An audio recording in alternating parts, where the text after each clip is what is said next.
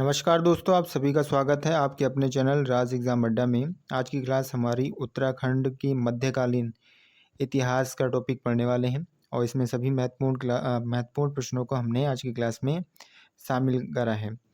हर एक प्रश्न को हम विस्तार पूर्वक जानने वाले हैं और एक्स्ट्रा विद फैक्ट के साथ आज की क्लास हमारी होने वाली है। आज का सबसे पहला जो हमारा क्वेश्चन होने वाला है, उत्तराखंड में गढ़वाल कुमायूं क्षेत्र का प्रथम राजवंश किसे माना जाता है? तो उत्तराखंड में गढ़वाल कुमायूं क्षेत्र का प्रथम राजवंश कत्यूरी राजवंश को माना जाता है।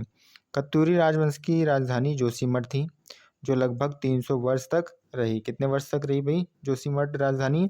लगभग 300 वर्ष तक रही। उसके बाद ये बैजनाथ में चले गए थे।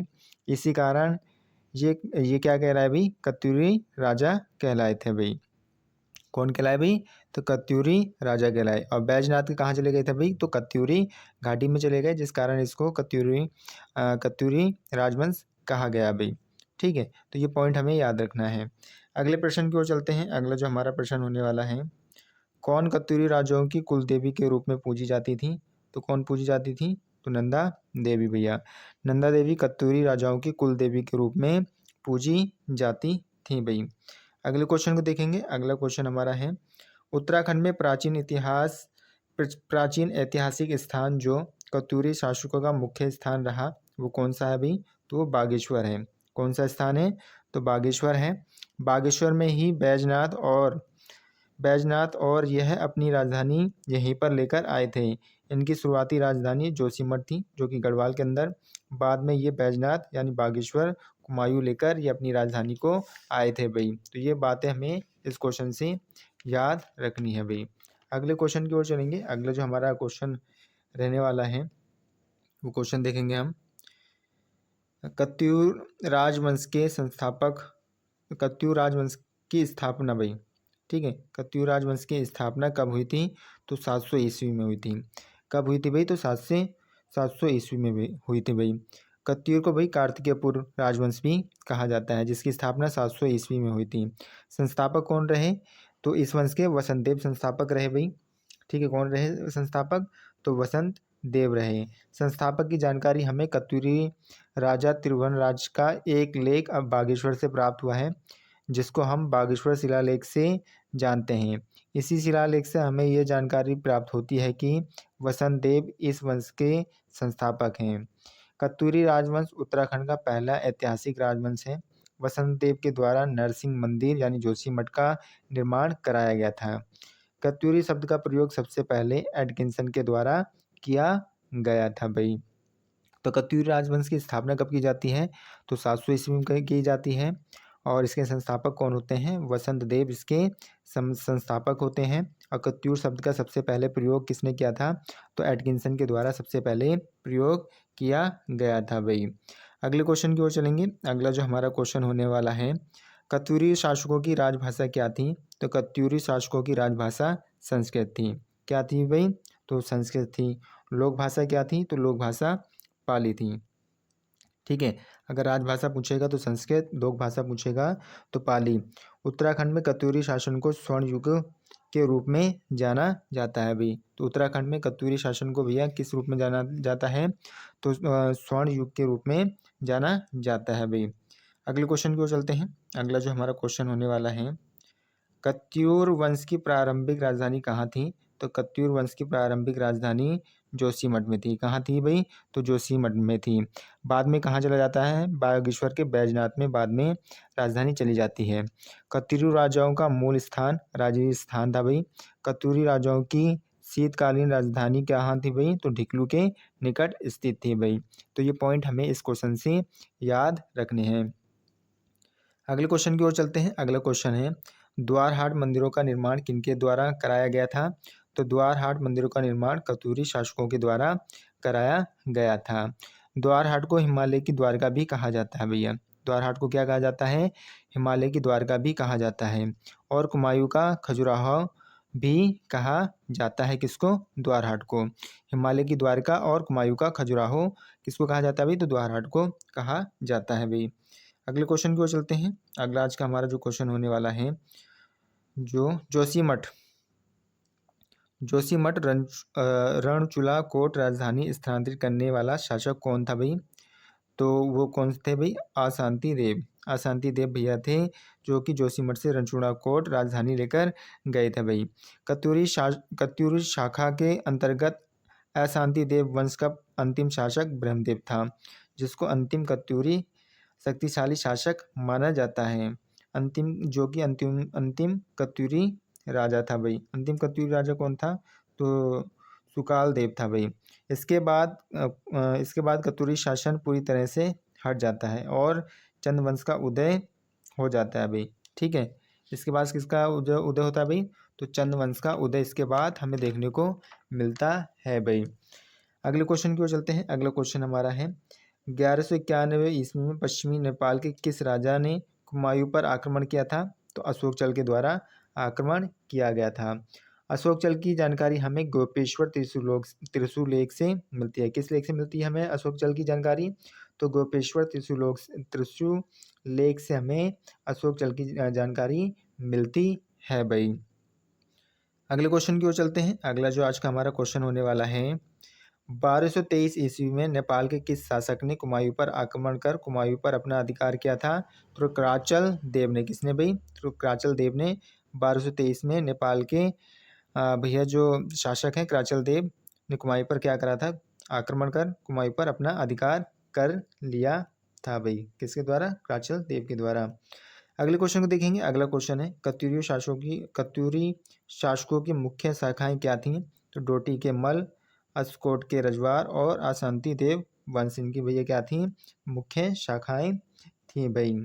किनकी? तो कत्यूरी शासकों की मुख्य शाखाएं ये थी भाई। ठीक है, आगे बात करते हैं। आगे जो हमारा अगला क्वेश्चन होने वाला है, अगले क्वेश्चन की ओर चलते हैं। अगले क्वेश्चन को देखेंगे। चंदवंश की वंशावली के अनुसार, किसके भाई? चंदवंश की वंशावली के अनुसार इस वंश का संस्थापक कौन था?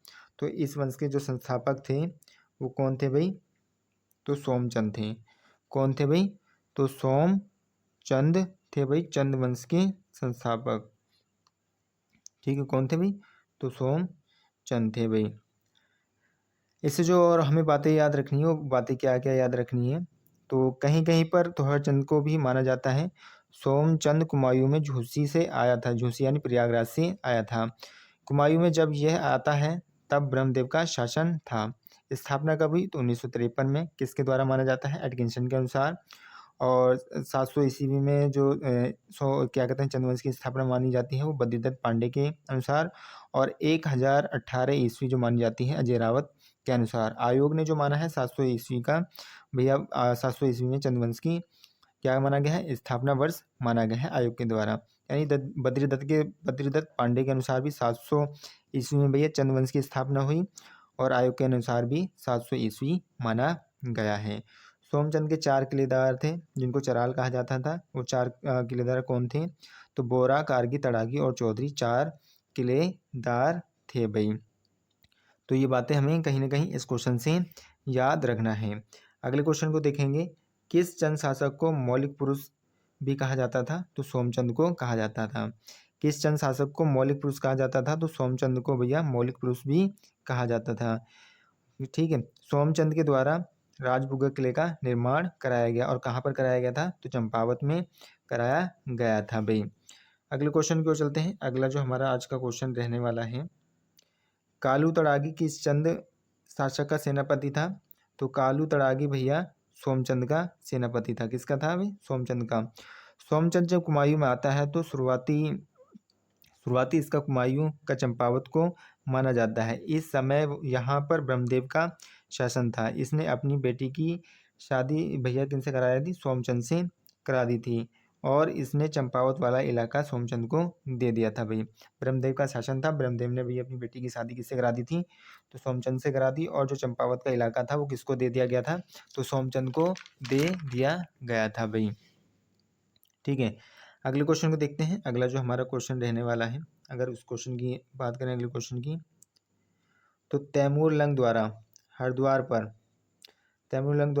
पर किस वर्ष आक्रमण किया गया था? तो 1399 में आक्रमण किया गया था। कत्यूरी प्रशासन में तहसील स्तर की प्रशासनिक इकाई को कर्मांत कहा जाता था भाई। क्या कहा जाता था भाई? तो कर्मांत कहा जाता था। अगले क्वेश्चन को देखेंगे। अगला जो क्वेश्चन हमारा है, कत्यूरी राजवंश के मुख्य राजमिस्त्री को क्या कहा जाता था? तो कत्यूरी राजवंश के मुख्य मिस्त्री को करिका कहा जाता था। क्या कहा जाता था भाई? तो करिका कहा जाता था। प्रभावतार भूमि की माप करने वाला था और नरपति नदी घाटों पर कर यानी टैक्स वसूलने का कार्य करता था। घटपाल गिरिद्वार का रक्षक होता था। प्रांतपाल सीमाओं का रक्षक होता था और दोष अपराधिक यानी दोषियों या अपराधियों को पकड़ने वाला होता था। कौन भाई? दोष अपराधिक। ठीक है, तो इतनी बातों को याद रखना है इस क्वेश्चन से। अगले क्वेश्चन की ओर चलते हैं। अगला जो हमारा क्वेश्चन आज का होने वाला है, किस कत्यूरी सैनिक ने वीरांगना तीलू रतौली पर हमला किया था? तो रामू रजवार के द्वारा भैया क्या करा गया था? वीरांगना तीलू रतौली पर हमला किया गया था। किसके द्वारा? रामू रजवार के द्वारा। तीलू रतौली को गढ़वाल की झांसी की रानी कहा जाता है और इनको जॉन ऑफ आर्क यानी गढ़वाली भाषा में कहा गया भाई। जन्म कब होता है भाई? तो 8 अगस्त 1661 में। कब जन्म हुआ भाई? 8 अगस्त 1661 में इनका भैया क्या होता है? जन्म होता है। कहाँ भाई? पौड़ी गढ़वाल के बुराड़ गांव में। हत्या भैया किसने की? तो रामू रजवार ने पूर्वी नयारा नदी के तट पर इनकी क्या कर दी? हत्या कर दी थी। घोड़ी का नाम क्या था? तो बिंदुली था। पिता कौन थे? तो भूप सिंह गोरेला इनके कौन थे भाई? पिता थे भाई। कौन थे भाई? पिता थे। अगर इनकी योग्यताओं की बात करें तो तीलू रतौली सम्मान की जो शुरुआत की गई भाई 2006 में की गई इनके नाम से, और तीलू रतौली विशेष पेंशन योजना की शुरुआत 2014 में की जाती है। कब शुरुआत की जाती है विशेष पेंशन की? इनके नाम से 2014 में। और तीलू रतौली सम्मान की शुरुआत 2006 में की जाती है। अगले क्वेश्चन की ओर चलते हैं। अगला क्वेश्चन जो हमारा रहने वाला है, सोमचंद के आगमन के समय कुमायूं में किस नरेश का आधिपत्य था? तो सोमचंद के आगमन के समय कुमायूं में ब्रह्मदेव का आधिपत्य था भैया। किनका था? तो ब्रह्मदेव का आधिपत्य था भाई। अगले क्वेश्चन की ओर चलते हैं। अगला जो हमारा क्वेश्चन रहने वाला है, किस चंद शासक को लखुरी विराली किस चंद शासक को लखुरी विराली कहा जाता था? तो लक्ष्मी चंद को कहा जाता था। ठीक है, किसको कहा जाता था भाई? तो लक्ष्मी चंद को कहा जाता था। लक्ष्मीचंद मानशाह के समकालीन थे। यानी जो लक्ष्मीचंद थे वो किसके समकालीन थे? मानशाह के समकालीन थे। और मानशाह का जो संबंध था वो परवार शासक था भाई। मानशाह के शासनकाल में लक्ष्मीचंद ने गढ़वाल पर 7 बार असफल आक्रमण किए। यह आक्रमण करता था और सियालबुग्गा किले से। कहाँ से करता था भैया? सियालबुग्गा किले से यह आक्रमण करता था और 7 बार इसने क्या करा? असफल आक्रमण किया। आठवीं बार गढ़वाल पर आक्रमण और गढ़वाल के सेनापति खड़क सिंह को यह मार देता है और इसी के उपलक्ष्य में कुमायूं खड़तवा त्योहार की शुरुआत हो जाती है। कहाँ पर भाई? कुमायूं के अंदर। शुरुआत कौन करता है? तो लक्ष्मीचंद के काल में भैया इसकी शुरुआत की जाती है भाई। अगले क्वेश्चन को देखेंगे। अगला क्वेश्चन है, मुगल शासक मोहम्मद शाह रंगीला को भेंट भेजने वाला चंद शासक कौन था? तो कल्याण चंद था भैया। जिसने क्या करा? भेंट भेजा। किसने? कल्याण चंद पंचम के द्वारा भेंट भेजा गया। इसका जो काल रहता है कब से कब तक रहता है? तो 1743 से लेकर 44 तक इसका हमें काल देखने को मिलता है भाई। इसी शासक के द्वारा मोहम्मद शाह रंगीला को भेंट भेजी जाती है भैया। किनके द्वारा? तो इन्हीं के द्वारा, यानी कल्याण चंद पंचम के द्वारा क्या करा जाता है? मोहम्मद शाह रंगीला को भेंट भेजा जाता है भाई। अगले क्वेश्चन की ओर चलते हैं। अगला जो हमारा क्वेश्चन रहने वाला है, चंद शासकों की प्रारंभिक राजधानी कहाँ थी? तो चंद शासकों की प्रारंभिक राजधानी चंपावत में थी। ठीक है, बाद में कहाँ ले जाते हैं? तो बाद में अल्मोड़ा में लेकर जाते हैं भाई। अगले क्वेश्चन को देखेंगे। अगला क्वेश्चन है, चंद वंश में सर्वाधिक समय तक शासक करने वाला शासक कौन था? तो गरुड़ ज्ञानचंद था भाई। कौन था भाई? गरुड़ ज्ञानचंद था। और इसका शासन कब से कब तक था भाई? 1314 से लेकर और 1419 तक इसका हमें शासनकाल देखने को मिलता है। कुमायूं पर 45 वर्ष तक इसने क्या करा भाई? शासन किया था। दिल्ली जाने वाला पहला शासक कौन था भाई? तो गरुड़ ज्ञानचंद प्रथम था भाई। फिरोज शाह तुगलक के द्वारा इसको गरुड़ की उपाधि दी गई थी। इसी का सेनापति कौन था भाई? नीलू कठेर था, जिसको ज्ञान चंद ने भैया कुमैया खिल्लत की उपाधि दी थी भाई, किनके द्वारा, तो ज्ञानचंद के द्वारा। ठीक है, तो इस क्वेश्चन से इतने पॉइंट हमें याद रखना है। अगले क्वेश्चन की ओर चलते हैं। अगला जो हमारा क्वेश्चन रहने वाला है, दुधौली का युद्ध किस किस के बीच हुआ था, तो दुधौली का युद्ध जो हुआ था ज्ञानचंद और फतेह शाह के मध्य। क्योंकि भाई ज्ञानचंद और फतेह शाह के मध्य हुआ था, ज्ञानचंद यानी द्वितीय जो थे उनके मध्य हुआ था।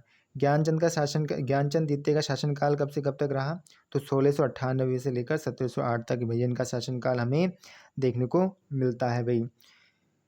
इस और जो बातें याद रखनी है, बधाड़ पर आक्रमण ज्ञानचंद द्वितीय के द्वारा 1799 में, और नंदा देवी की मूर्ति कुमायूं लेकर चला गया था भाई। कौन, तो कौन लेकर चला गया था, तो ज्ञानचंद द्वितीय आक्रमण, बधाड़गढ़ पर आक्रमण करता है तो 1799 में।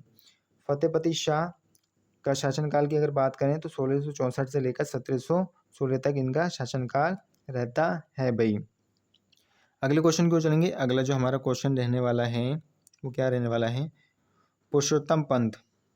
ठीक है, अगला क्वेश्चन है, पुरुषोत्तम पंत को किस राजा द्वारा पुरस्कृत किया गया था, तो पुरुषोत्तम पंत को भैया रुद्रचंद के द्वारा क्या करा गया था भाई, पुरस्कृत किया गया था भाई। ग्वालदम का युद्ध कब होता है, तो 1581 में ग्वालदम का युद्ध होता है भाई। और इसी युद्ध में रुद्रचंद और भैया कौन, बधाड़ का युद्ध भैया, इसी को कहा जाता है अभी, किसको भी, ग्वालदम के युद्ध को भी बधाड़ का युद्ध कहा जाता है। और रुद्रचंद और बलभद्र के मध्य ये युद्ध होता है। ठीक है, रुद्रचंद का सेनापति कौन होता है भाई, रुद्रचंद का सेनापति पुरुषोत्तम पंत इसी युद्ध में क्या होता है भाई, मारा जाता है भाई। अगले क्वेश्चन को देखेंगे। अगला क्वेश्चन हमारा होने वाला है, किस चंद शासक के शासनकाल में कुमायूं पर रोहिलों का आक्रमण किया गया था, तो कल्याण चंद के। किसके भाई, कल्याण चंद के। और कल्याण चंद कौन थे भाई, चतुर पंचम यानी कल्याण चंद थे भाई।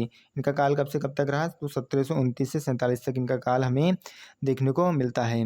कल्याण चंद भागकर गढ़वाल की ओर चला जाता है और रोहिलों के द्वारा कुमायूं यानी अल्मोड़ा पर कब्जा कर लिया जाता है।